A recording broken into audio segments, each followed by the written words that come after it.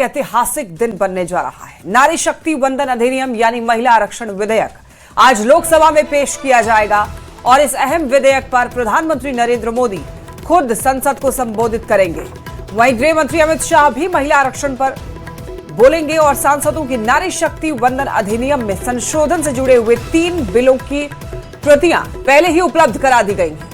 प्रस्ताव के मुताबिक लोकसभा और देश की सभी विधानसभाओं में महिलाओं के लिए आरक्षण का प्रावधान किया जाएगा। इसके साथ ही परिसीमन आयोग के गठन से जुड़ा बिल भी लाया जाएगा। सरकार की योजना है कि महिला आरक्षण और परिसीमन से जुड़े विधेयकों को साथ में पारित कराया जाए और इसके लिए आज लोकसभा में नियम 66 के निलंबन का प्रस्ताव भी लाया जाएगा। चर्चा के लिए लोकसभा में 18 घंटे और राज्यसभा में 10 घंटे का समय तय किया गया है।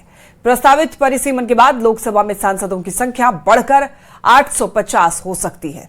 हालांकि विपक्ष ने महिला आरक्षण का समर्थन किया है, लेकिन परिसीमन विधेयक को लेकर एकजुट विरोध का ऐलान किया है। विपक्षी नेताओं की बड़ी बैठक में कई दल शामिल हुए, जहां परिसीमन को लेकर गंभीर सवाल उठाए गए। वहीं वाईएसआर कांग्रेस ने दोनों विधेयकों को बिना शर्त समर्थन देने की घोषणा की है। आज की कार्यवाही संसद की दिशा और देश की राजनीति के लिए बेहद अहम मानी जा रही है।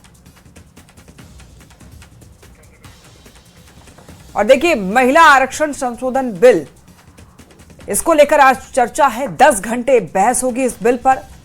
महिला आरक्षण के समर्थन में विपक्ष दिखाई दे रहा है। 33% महिला आरक्षण लागू करना चाहती है केंद्र सरकार और इसी को लेकर के आज ये बहस है। पीएम मोदी लोकसभा को संबोधित करने वाले हैं आज और नारी शक्ति वंदन अधिनियम को लेकर लोग इसके पक्ष में ही हैं। आज का दिन ऐतिहासिक बनने जा रहा है। ये विधेयक आज लोकसभा में पेश किया जाएगा। इस अहम विधेयक पर प्रधानमंत्री नरेंद्र मोदी खुद संसद को संबोधित करने वाले हैं। वहीं गृह मंत्री अमित शाह भी महिला आरक्षण पर बोलेंगे।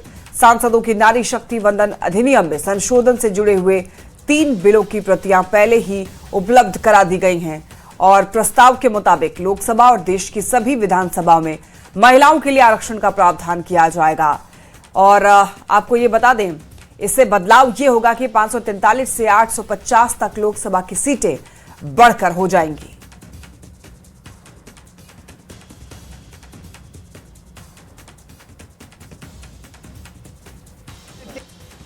Well, I think it is the most important piece of legislation that we have had in our country for many years now. It is part of the vision of Prime Minister Modi for women-led development. If women consist of half the population of our country, then there must be adequate political representation for them in our most important temple of democracy, which is the parliament.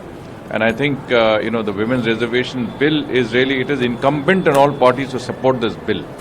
Any party that does not support this bill is anti-women and anti-representation of women. In favor of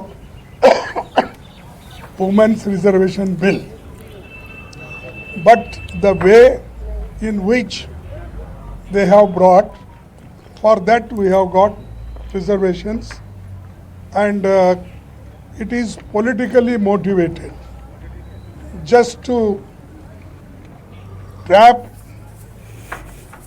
and suppress the opposition parties.